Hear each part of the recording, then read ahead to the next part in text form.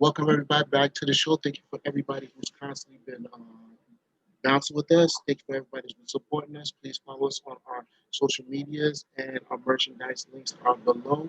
So we're just going to get to it. This week was a football weekend and nothing better than week one of the NFL playoffs. Um, Unlike what I thought last week, we had some surprises. We had two surprise wins by some other teams, but before we get into that, we had some. The breaking news of the day was that the Eagles fired their head coach Doug Peterson. If anything, I thought the Antonio Lynn situation was surprising. They fired the only person who successfully brought the Eagles to a championship. The only player that got Nick Carson Wentz and Nick Foles their money, the coach who did all that. How could the Eagles do this? The information has still not fully came out on reasoning why, but I will say this: there's an old saying, "Don't mess with the church's money," and I think that with the Eagles, um, with them losing Nick Foles, Carson Wentz's contract, and then what happened with Jalen Hurts, I think Doug Peterson, a lot was just so shocked on him that listen, we've given Carson Wentz such a huge contract, and he wants nothing to do with the team right now. He's looking to be traded right now. Hurts, what happened with Hurts in the last game of the season, being pulled, was a mess up. And a lot of people were questioning Doug Peterson's coaching, but I didn't think nobody expected him to get fired. My wonder is why now? If you were ready to fire, what happened between Black Monday to this week? Like, what were they expecting? Is there a draft pick that they wanted or something? But I was torn apart by that. I couldn't believe that. This is even though Andy Reid is the greatest Eagles coach, but Doug Peterson, man, come on. He's there. He won the championship. Yeah, he won their championship. You know, with a backup, with his backup. 13. His record is his firing is worse than you're right, Anthony Lynn. Oh, big 13 and 13-3, 7-9, and then go 13-3 to win the Super Bowl with a backup. 9-7, and 4-11 with a little bit of a regression and mega injuries. Mhm. They just got full of themselves. They thinking of the Patriots now. It's like, oh, we should be great. Why aren't we great? He's a good coach, I think. And I think that, well, maybe, I don't know. He might be a good coach. But I think homeboy is Yeah, Coach Belichick. he about to get picked up by the Jets. Watch. That's a good pick. I like to see that, but definitely, but he'll definitely have to do that with a different quarterback. I don't think Darnold's going to answer him. So that was, I couldn't believe that the timing, everything, the coach, the timing, the team, none of that worked, and I don't see why he would get fired. We'll wait until the coming weeks. We'll find out what was the reason behind this, but this is not. Mm-hmm. So get into this week's games. I wanted to talk about the first one was Washington and Tampa Bay. Everybody's hyping up the play of the backup, the quarterback of Heineke. Hopefully pronouncing that correctly. Heineke's play versus Washington, more than actually the Tampa Bay win. From what I've been seeing, more people were more impressed. I was really impressed by his poise during the game. Like he really took the game. He really had a lot of control and poise in the game, and in plays that you think he would have easily broken down quickly, and he held himself down. The one interception obviously was not his fault. It was a tip ball, and I believe he threw one touchdown and ran for another. And he held it. He held his own. He held his own. He did well. My concern with that is that people were saying, I saw a lot of people saying, oh, Washington got a quarterback. Washington got a quarterback. They don't got to worry about next season. They got rid of Dwayne Haskins. Pretty much Alex Smith is either going to be a really great backup for a quarterback coach uh, to help Heineke. But my concern with that is that I told somebody is that last year I was saying the same thing about Daniel Jones. Seeing Tampa Bay's defense versus brand new quarterbacks is not a good look. They seem to get it when it comes to new quarterbacks because I remember last year people were praising Daniel Jones. They were lifting him up like Simba. He was going to be the next Giants hero. So with Washington, thinking Heineke is going to be like this, I say don't put all your cards on this. Um, don't go against like a Rams defense or a Bears defense. Tampa Bay is not that defense. Don't be too impressed by this, man. But I give it up for Brady. He slaughtered Washington, and Washington has such a good defense. They have such a good defense, but he was shredding them up. 381 yards, 2 touchdowns. Fournette was doing his numbers. Mike Evans was catching everything. So it was just ridiculous. I think Antonio Brown caught the first TD. It was he was doing this thing out there, so it was great to see. I cracked up when I saw that about Antonio Brown. I was like, wow. He was like, he's like, he was so excited. And I was like, see, kids, that shows you as long as you can catch a football and run fast, you can do anything. Like, you can be crazy, but as long as you catch football and run fast, all will be forgiven. But I mean, I like to see that player. I hope he's getting it together. Like, this is a catalyst, but then you hope, I don't know, man. He's the type that he's always got to have on-field success, or he just looks crazy outside. You know what I mean? But it was nice to see him like get those touchdowns. Like, it reminds you, like, yo, I'm still good. Yeah, he's really good. Yeah. I was impressed by him. I wasn't impressed with the way they won. I thought with the backup quarterback, well, a third, not even a backup. He was out the blue call. Not even, I can't. He's legally considered a third stringer, but let's be honest, he's pretty much a substitute teacher. He was a temp. So he came out there and showed well. But Tampa Bay has to come stronger next week. They can't play like this and do something against the Saints. Speaking of the Saints versus Chicago, we did expect Chicago to do well in this game. Surprisingly, a lot of people though they get mad about what's Chicago's quarterback's name? Mitchell Trubisky. He's led them to the playoffs a couple of years now. It's not, he's been to the playoffs a couple of times. Yeah, they lost every first time they've been there, but he's led them in ways. Chicago is going to be is in a serious need of another quarterback. The quarterback was clearly the weak point in this game. And I thought Nick Foles was the person that was going to solve that, but clearly that didn't happen. But Chicago has a strong defense. Their defense is actually pretty decent in the game. They held a lot of plays down, but Chicago really needs a QB because that team has a good offense. Like I know we talked about him before. I don't think Montgomery is that bad. I like Robbins. I like the receivers that Chicago has some skill. They just really need a quarterback to really add them up. I don't understand Chicago. I really don't. They have such a good defense, but it feels like, honestly, this feels like. When I think about it, who's the last good Chicago quarterback? Come on, they won. Jay Cutler. He was their best quarterback, I'll tell you that. I technically it was Rex Grossman. I think. No, he was trash. He's the one who got the Super Bowl, but he wasn't a good quarterback at all. He was a good guy. He was like Trent Dilfer when Baltimore went to the Super Bowl. Hey man, you get to the Super Bowl, you get the Super Bowl. Okay. He was no good, bro. Drew Brees did his thing. They held it down. We're going to see how they do against Tampa. I think that's the matchup everybody wanted to see. But I hate that it's not in the conference championship. But we're going to see another matchup number 3 from these guys next week. Titans and Baltimore. Lamar Jackson finally gets his first playoff win, and a lot of people were like really questioning. This is only his third time in the playoffs. People, I was like, he had his rookie year where he made the playoffs. Last year was his MVP season. They lost again in the first game. And this is just his third year, so he get the revenge on the Titans. I was really disappointed in the Titans play because I understand that yes, all eyes is on Derrick Henry, but that's been Derrick Henry all season. All eyes have always been on Derrick Henry, and he still mauled them over. I was looking for who he was going to throw around this week.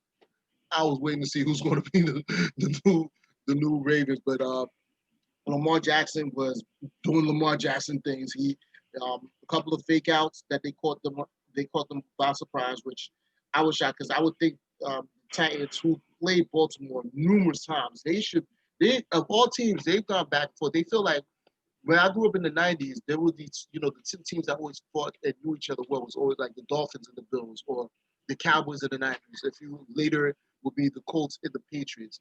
The Ravens and the Titans, they know each other well. They play each other a lot. They should have known each other's game. And for them to, the way Lamar did them running around on them like that, it's pretty embarrassing. 136 yards in the TD. He ain't gonna do that. I mean, so sorry, my throat is messed up. But so like, he had 179 yards, 1 interception, no touchdowns, 5 sacks. He only 4 receivers put numbers on the board, and one of them got 109 yards. Yeah, everything pretty much went to Hollywood. So you got 79. So you got 70 yards to one other person. To split between 3 people, right? Mm-hmm. Then he had 136 rushing yards. It's not sustainable in the playoffs. So he's gonna win. Like, he's gonna get, who's about to play? Buffalo. Buffalo. He can fake them out too. It'd be funny if it'd be Lamar versus Patrick. That'd be kind of cool.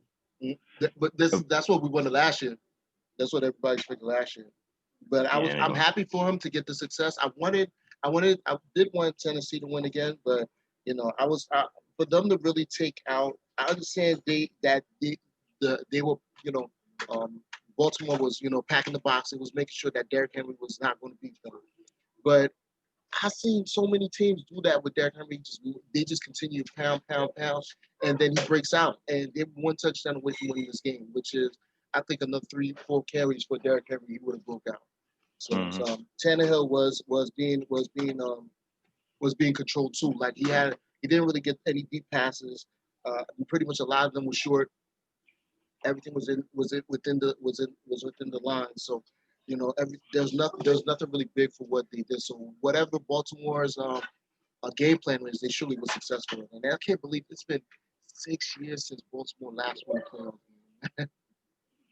That's crazy, and they've been there for a while. So we'll see. I'm glad for John Harbaugh. I'm glad for Baltimore to see what they do against Baltimore. Before we go to the Baltimore game, I want to talk about probably the game of the night, Pittsburgh and the Browns. The Pittsburgh has shown themselves to be who we thought they were. It's crazy because a lot of people forget that after 11-0, they went 1-4, and they were on. They pretty much climbed their way up to 11-0, barely winning all those games, and we talked numerous times about that. They were barely squeaking out wins, and then when they started going on the spiral down. It was like, okay, it was not just injuries, it was poor play, poor performance. Mm-hmm. And people were coming for Tomlin's head off this game because they were really mad on him punting, not going for it, and I really think he just knew honestly, I knew Pittsburgh was done at 21-0, but I think he knew they were done at 14-0. Like, what was it? The second play with the ball? Was it the first play or the second play where the bat snap that went for the touchdown? And I was like 30 seconds in, and then the next play was an interception. It was like Ben threw 4 interceptions. Everything was going wrong for them. Cleveland ran them over as they did. Chubb and Hunt. They were just having their way with them. Aired the ball, not so much air now, but Jarvis Landry was out there catching everything. So, they looked good. Pittsburgh really needs to go back to the drawing board. I think it's time for them to realize, we have to get a young quarterback. We need to air it out. I don't like how they've been using Connor ever since Bell left. I remember the first year that Bell was left Pittsburgh. But was he injured when Connor came in? And I had him with my fantasy team because I was like, I had Bell early, and then I picked Connor as my backup. And I was like, okay. So and then when Bell got hurt, was up for the season, I was like, oh, great, I got Connor. So I'll be straight. And he gave me a great fantasy year. So I have not liked the way they've used Connor this season. I believe he had COVID at some point this year or something. So but I'm not impressed with what Pittsburgh's doing. I think their age is showing. Yeah. The age has shown clearly. Ben, yeah, he had like 500. Actually, he did have 500 yards.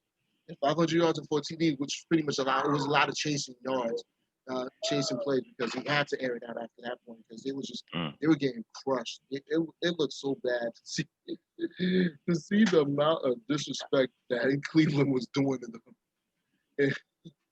So I think this is Cleveland's first playoff road win in like 30 years, some ridiculous amount of time.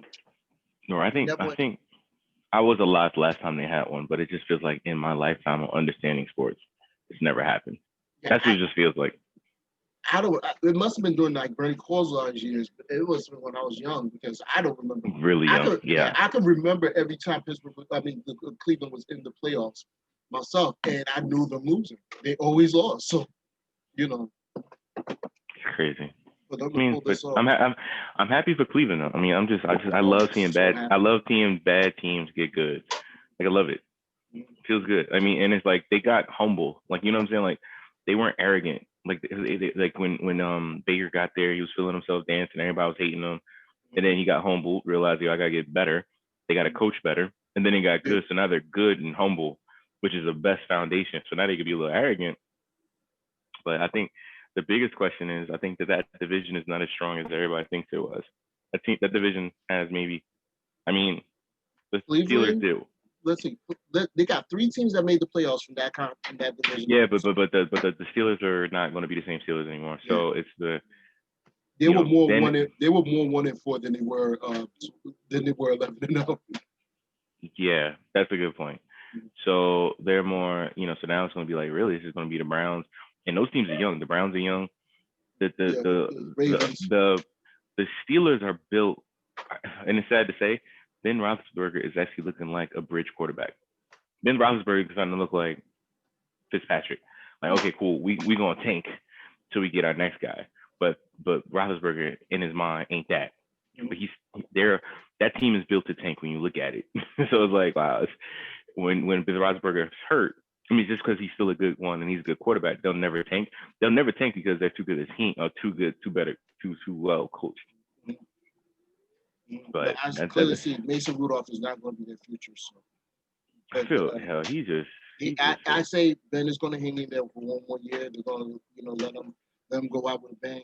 But that's it for them. I think Pittsburgh has to start really thinking about rebuilding. Next game up was the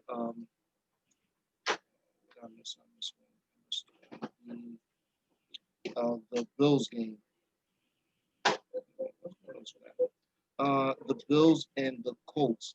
I was really hurt by this game because it was a pretty tight game. It was actually a pretty good game. Rivers was out there doing what Rivers doing. Again, it feels I felt the San Diego Chargers all over again. Left of the field, 40 seconds, give Rivers the ball to win it all. I was like, that's always been the San Diego way. That's why, I got mad when Ben got hurt because I was like, this is what the Chargers do. And then to see what happened with the Colts, I was like, this is what the Colts do. So, I mean, this is what Phillip Rivers has to go through every game.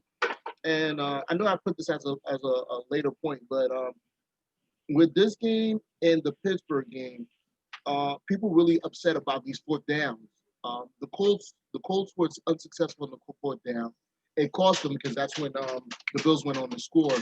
And Josh Allen, if anybody ever questions his quarterbacking skills, threw that crazy pass where he was running out of bounds on near goal line, and he threw it like usually what would be an out of bounds play, just to throw it to the nearest receiver. And Duke caught it and scraped his left leg to make sure his left foot to make sure that play stayed in bounds. So all that. I'm sorry. Go ahead. The Colts not kicking the field goal and going for it would not have prevented that for them from losing that game. But I think I wasn't mad at Frank Wright for going for it because to me in the playoffs you have to take everything. In the playoffs, man, I wouldn't even punt. I get mad with teams when they're like when it's 3rd and long and they run it just to punt. I'm like, nah, you gotta go for everything. You have to go for everything. Playoffs is not the time to play it safe. You can't be conservative. You can't be worrying about everything else, especially when with the way Buffalo plays offense. Buffalo's offense is Josh Allen may not be an extremely good quarterback. He's very good though. He's very good. He's not too wow, but he's very good, and it's enough to put a lot of points on the board really quickly. So, I yeah, I think they should have just kept going all in on that game. Bro, if they got a running back, if that team got a good running back, a consistent running back, that team be scary, scarier. Yeah, because Josh Allen's really their main running back, in all honesty. Let's see, Josh Allen ran for three. Well, these are numbers you probably like. He ran for 54 with one TD. He threw for 324, two touchdowns.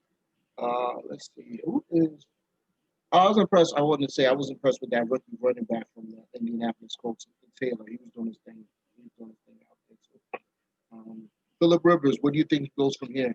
Because a lot of talk was that he's not coming back with the Colts. I tell you this. I know what team could fit, what he will work well with, but I know they can't get him now because it'll be Chicago. I think if he went to Chicago, if they didn't get the Foles contract, him in Chicago. And why we got Phil Rivers around? Who you gonna put there? Who you gonna put in Indy? No, because I think he has a 1 year deal. I believe his contract is either 1 or 2 year deal. They're too good to have a good draft pick. Mm-hmm. Yeah. I would just stay there if I were him and try to do it again. He needs a running game, I think, but he's too good. I think the Taylor, because he's the first. Jonathan Taylor's not bad. Yeah, he's really good. They actually held him back this year because he wasn't really their primary running back. I think he wasn't. Naheem Hines was. Yeah. You're right. I mean, they got decent receivers.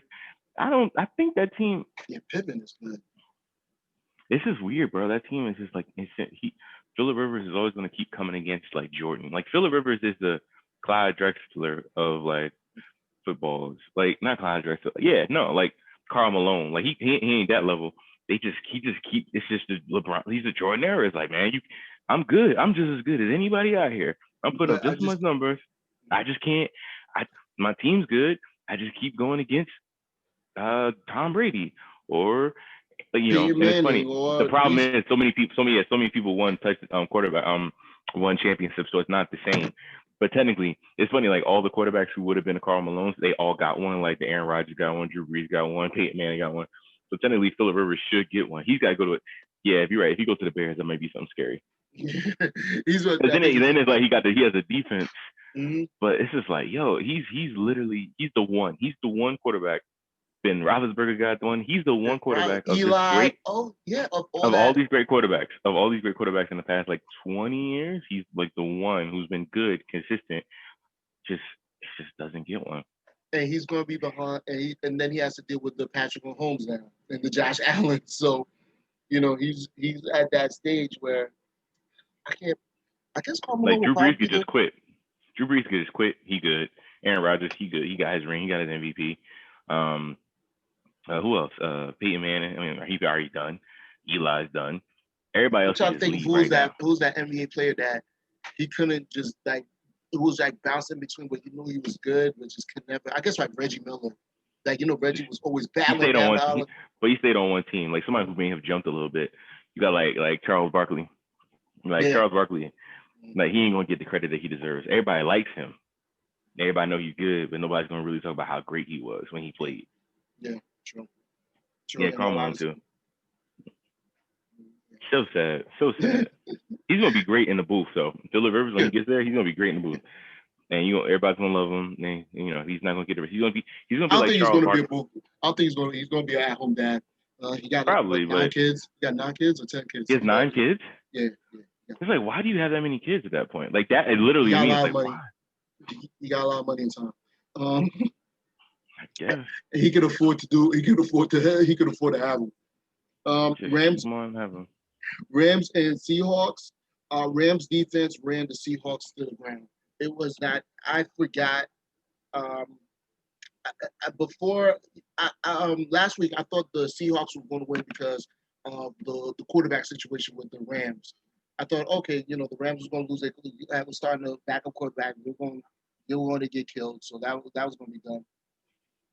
Everything went wrong for Seattle. I think, though Darnold got some sacks, it was everybody else on the Rams. It looked like they were just coming up the gut. And the offensive line for Seattle just looked absolutely horrible. And I thought that Russell Wilson should have ran more. He was trying too much to keep throwing, and it cost him. Uh, uh, what's his name? What's the cornerback for Jalen Ramsey was doing his best to keep it Metcalf contained, and he did a pretty good job. Though Metcalf had like 2 touchdowns, but most of the work when it was on him, he held them down. So I was really impressed by the Rams defense. They shut Seattle down. And it's kind of foul that a lot of people are saying since Seattle has been I think they've been 5-6 in the playoffs since the Super Bowl. So it's like win one, lose one. Pretty much. So since they lost their last Super Bowl, I'm sorry. So they I don't know what Seattle goes from here. I can't really say what exactly their needs are. I wish they had defense. I think it's defense. I think that's what Seattle's weakness is defense. But LA, I don't think if LA can do this again next week, when they play Green Bay, that defense could give Aaron Rodgers some serious problems next week. If they give Russell Wilson those problems, I see Rodgers can get to work just as much. Somebody said that Aaron, that what's his name? Little guy. Somebody said that Russell Wilson is a glorified Tua. Like I was like, wow. I think he's good. I think he's good. His defense ain't what it used to be, and now he's like, the transition is it's true. Defense carried, and a great running game. He developed his quarterback play. They gave him all his money. Everybody else left. People retired, and now it's just him still there. And now, when you get paid $30-some million, you become the man. So he has to play hero ball. And so his team ain't the same. His team ain't built the same. So it's like, yeah, he's a glorified Tua, but it's like but who could do much more? They messed up. Oh, he's good. No, he's fantastic. Please, you see the new reports too as well. They might really. I would take that offer if I was the Dolphins. Say that again. I would take that offer from the Texans if I was the Dolphins. What, Deshaun Watson for Tua? Yeah. I would get more. I would take a lot more. If I were the Dolphins, I would if I was wait. Who wants? Well, you make the swap, but then what else what else do what else does the Texans get? Did they get Devontae Parker? No. And that's not one for one. That's not one for one. No, but the salary. No, the contract. Yeah, exactly. Yeah, no. That's not a one for one swap. No, they're gonna have to kill some other players, but I would if I was them, I would take that. I would take that in a heartbeat. Why though? I mean, that means your team is tanking. No, Watson is a better quarterback. One, and clearly we saw that. No. But the Chiefs, the Texans would be tanking. No, well, yeah, but they also showed them rebuilding because they pretty much have a very young team anyway. So, I'm just looking at the team. It's like, all right, you switch. They have no other quarterback. Well, they have Fitzpatrick. He's not even showing up on the list. I'm just thinking about that. Like, what's that? Oh, he's an unrestricted free agent. Ooh, he's about to get paid again. He's the only backup quarterback in the world who I think deserves to have a contract every year. You know what I'm saying? Like, he needs to have a contract every year. Every year he needs to be somewhere. Somewhere he can take advantage. Like, next up. All right, I got you. So let's get quick just rundown on next week's games. We finally have. You think the Browns can surprise the Chiefs? Heck no. Really? If maybe I don't know. You know what? If any team, I'll tell you this. Look, Kansas City has not been blowing out teams that they were last year. Though Kansas City is still a high-powered offense and no score is safe against them. Like most people believe they're the Golden State Warriors of the NFL. With Cleveland's running game, that can slow down Kansas City. They could be enough. It could be enough to slow them down and what should be a 48 to 42 game, if they can keep it in the low 20s, if they can slow this game down and keep this a 24 to 21 game, I wouldn't, though I think Kansas City is going to beat them, but I won't be surprised if Cleveland pulls this upset. Yeah, it's very possible. Yo, Kansas City, once that contract kicks in for Mahomes, that team's gonna go downhill. Like, I mean, he's good, but the team's gonna go downhill. Probably like 2 years because everybody's gonna get paid. But like, they got another 2 years to get it going. They really got to do it. We'll see what they do when the person that's contract is going to be crazy is going to be Kelsey. When Kelsey and Hill's contract comes up, that's when you start seeing it happens every time. It happens every time. It happens in NBA. It happens in football. I mean, once that cap hit comes, yeah, you pay them because you keep them, but like, that's why I like it was like when we think about are the Patriots so well coached? They're coached well, not so well coached. They're coached well, but they have some salary cap geniuses and some coach and some players who are willing to sacrifice some rings because they know they're gonna get their money outside. Cause it's not. You can't. They made a lot of nobodies somebodies, man. They worked. I think I do give a lot of credit to that coaching because. Yeah, but they have. But I'm saying it. Yeah, good coaching, but people bought in, and then you had like there were times when they had really good defensive teams. Mm-hmm. Like nowadays, pay this quarterback at least $35 million, and we'll figure out from there. And then it's like, oh man, what? You ain't got no receivers. Like that's why I don't like. You look at the Green Bay. Green Bay is young. That whole team is the receivers are new. The oldest receiver is Devontae Adams. Like everybody's young. Everybody's like still under their like low salaries. Mm. The running backs are all young. So it's like we're not too far from the Eddie Lacy era where it's like 5 years ago. It's like, so it's like really weird how young that team is. They can go spend salary cap money if they want to get players. Kind of surprised they didn't get Antonio Brown, but that's a whole nother story. But like, yeah, man, these teams are just we'll see how watch the Ravens not be good in a couple of years. It'll help him because he could run, but it's like, bruh, they're gonna pay people, man. I give him this one. There's a fear that I think we can talk about the Ravens right now. We're just going to talk about them versus Buffalo. If Lamar could do it again, everybody fears that Lamar Jackson is going to end up being another RG3.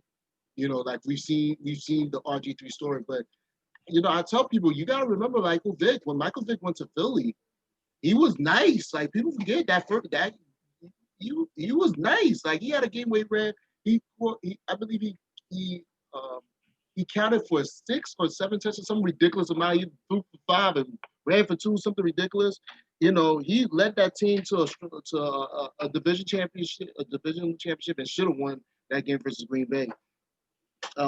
So I could see Lamar Jackson being successful, and the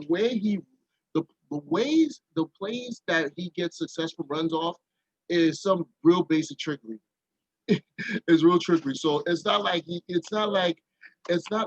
Josh Allen runs. Like Josh Allen just straight up run, or what's the guy from the Saints, Taysom Hill. Like when Taysom Hill comes in, he's going to run the ball. In all honesty, except the games where he's has to start. But Lamar Jackson, everything's set up for him to pass, and then he'll run, which to me tears defenses apart.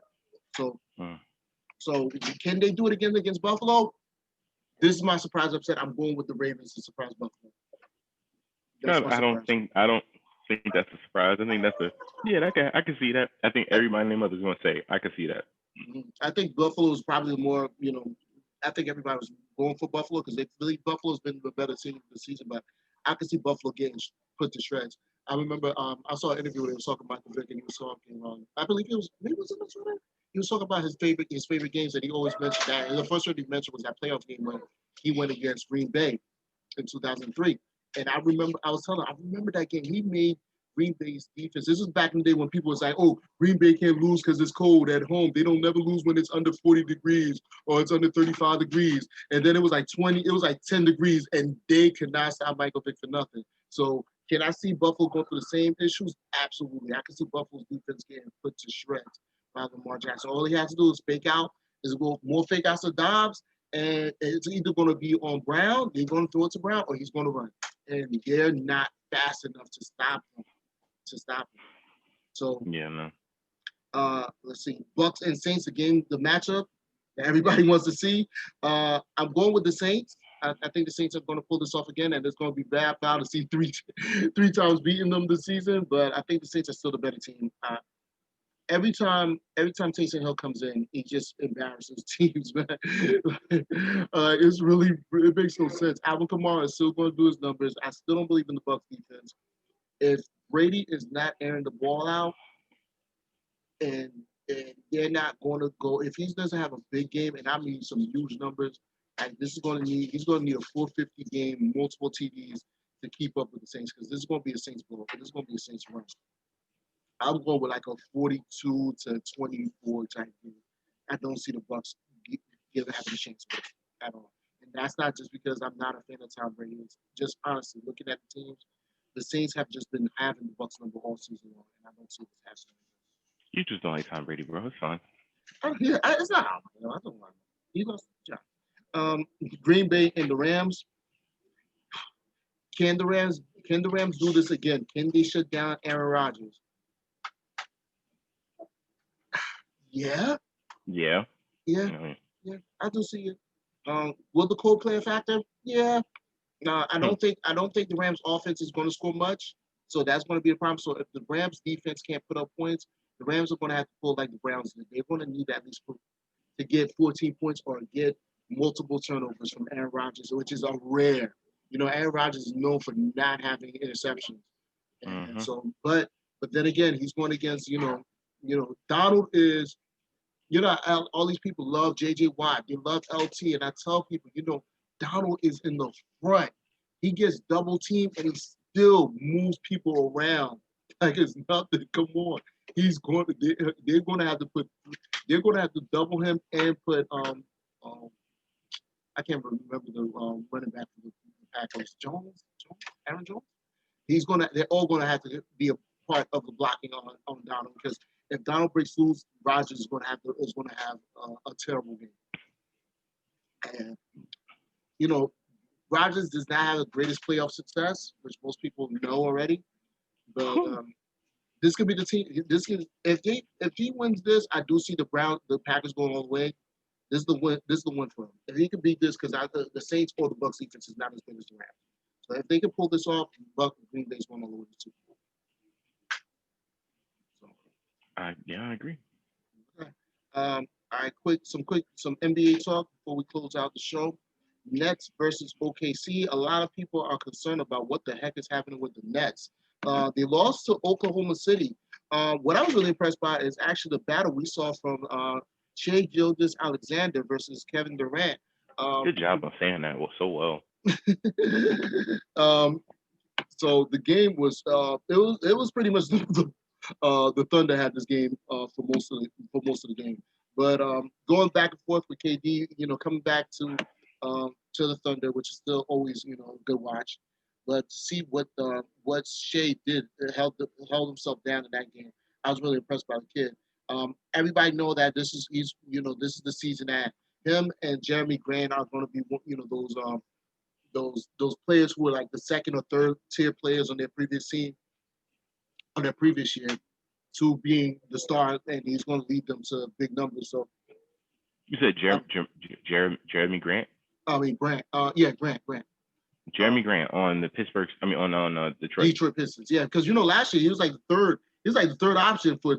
He ain't number one. It's still Blake Griffin number one. No. It's him. It's clearly him. He leads them in scoring right now. He's been averaging about 25 26 right now. He's been on a tear. Yo, how the mighty has fallen. Remember when Blake Griffin was a man? Isn't that crazy? You know what's so bad is that I was about two or three seasons ago when they got Kardashians. Or the fact that he shares a baby mother with, I think, Matt Leinart. I think it's that. To me, the biggest problem with Blake Griffin was that, 2 seasons ago when they got the coach, when they had their new coach? Yeah, 2 seasons ago. So they got their new coach, and he finally developed on working on his jumper. He finally developed the outside jumper. He had more threes and more 3 attempts than Kevin Durant. He was hitting his free throws, and that everything we wanted for him to do with the Clippers, he finally did. in Detroit, and then he got hurt, and it's been the downward spiral ever since. So, the days of Blake just throwing them alley oops and him catching everything. I was watching the old game of when Oklahoma played Davidson when they were in college, when Steph and Blake was in college, and how Blake was the man. He was dunking everything, tossing everything you threw up his way, and Steph was doing everything he could. And now it's like, there was a time, Blake was the man, not Steph. Of your light skin, of all all the barge boys of the NBA. Blake was the boy. So to see his progression right now is not very cool. I mean, well, it goes to show kids, if your game is predicated on athleticism and nothing else, you will not last long. You gotta work on your jumper. Not even your jumper. Get a jumper. Your jumper. But not just your jumper. Yes, you should get a jumper, but like, you better learn how to. You better learn how to like facilitate and rebound. It doesn't take much athleticism to box people out.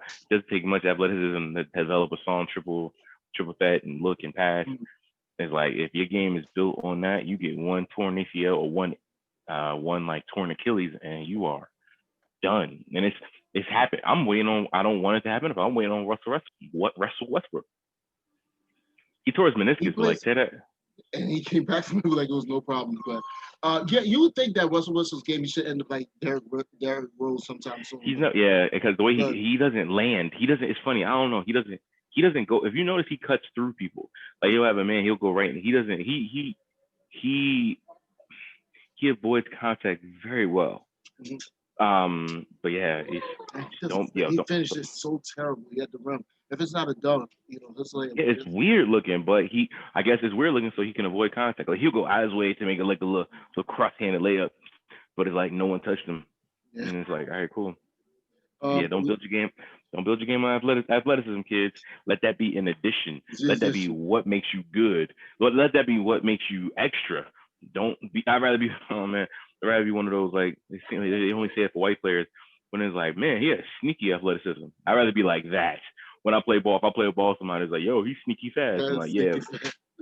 Sneaky athletic. They said it for other players too. Please, I've seen people say that about Rodgers, Luka. I mean, Luka's. He's not athletic, but he is, because he's in an NBA. What you think about that Paul Pierce comparison, where Paul Pierce said he plays a lot like me? I was like, you know what? I can see it. I was like, I can see he's a little more physical. Never watched enough Paul Pierce. I never watched enough Paul Pierce. I know that sounds weird. I never watched enough Paul Pierce to really know or quantify his game. Really, during the Celtics Big Three year or two. And I don't like him. So I don't know. But I could see somebody saying that. But see, he's a point guard. He's a point guard, so it's a little bit different. I really see him. I mean, I could see why people say that, because Paul Pierce was not athletic, but he'll still put up 25 a season. Well, the early Celtics games, he used to be yamming on people. But when he got later in his career and started really focusing on the step back and the way he scored, I see why he said that. It was Paul Pierce who said himself, and people are laughing at him because, Luka's getting games where he's getting 35, 15s, and 10s. Yeah, I love it. I mean, yeah. But the funny thing is athleticism. See, that's why I love. All right, so I diverted. So like, if I play a game, like, athleticism helps you out a lot. But if you have somebody who can outsmart your athleticism, it's like, you can't outwork a bad diet.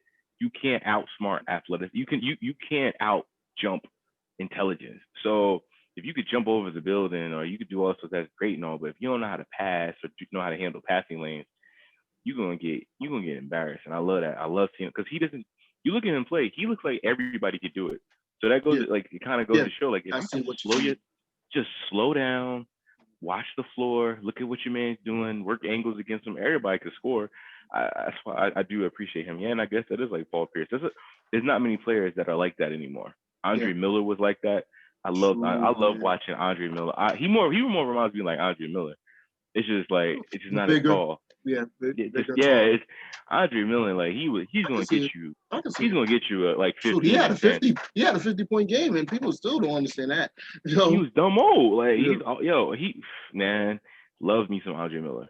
Like, players like that, I like, make me feel like good about myself, because I'll be telling people, it's like, yo, bro, I'm trying to lose all this weight. I'm trying to run faster, jump higher. I'm like, yo, bro, but you stupid. So it doesn't help. Like, you can't read a defense. You don't know what weak side is. Like, you don't know none of that. Like, yeah, you could Like you could probably out rebound me, but I could time the block better than you. So whatever. I don't know. I'm just petty in that regard. Like, yo, be unathletic and get 20. There we go. How you think about that? The big talk was DeMarcus Cousins' ejection on that swat at LeBron. Foolishness. NBA being. I don't blame people saying, "Oh, the NBA." It's the NBA itself. It's the refs that are doing this. It's not the players. Obviously, everybody saw that it was not malicious. Malicious said he was really trying to swipe at it. You know, Boogie and LeBron were teammates last year. They don't have no malice against each other. He's not trying to kill the guy. Of course, LeBron has to sell it more because you're trying to get the disadvantage as much as you can in every game. I don't care what anybody says. Y'all can talk all y'all want, all this big talk, all this big tough talk about, I want to try to play the best. You want to try to get as much disadvantage on the team you're playing as much as possible. So whatever you can do to win, you win. But I was really surprised that they was enough to call a fragrance on that. I was like, nah, come on, man. I was like, that was good. That wasn't like a snuff like this, to the face like that. That was he swag coming face down. So tomfoolery and malarkey, chicanery and foolishness. Like I saw it, and you saw LeBron. I was like, and see this stuff. Like I love LeBron. Like I see that, and I'm like, man, come on, bro. You ain't had to do that. You're playing the Rockets. He was like, literally like that. He did that. Remember that episode? Kevin Hart, his mom used to fake pass out like that, and look up like. That's what it was like. I was like, he literally did that. I gotta give it to him, but the NBA got to chill out with that. That was right too. This is at least Boogie can say that he knows the refs don't have something against him on this one, but he might. I don't know. I hope in a couple of years we don't find out that the refs have something against him in this game. Yeah. So everybody, thank you for. We're going to close in on that. So everybody, thank you for being a part of the show. And we'll be back next week, talk about the next round of the playoffs, any NBA talk that happens. Hopefully no more coaches get fired. And we'll see what goes on. So everybody, peace out and keep supporting, keep liking, commenting, sharing, let people know what's going on. All right, peace out. Later days.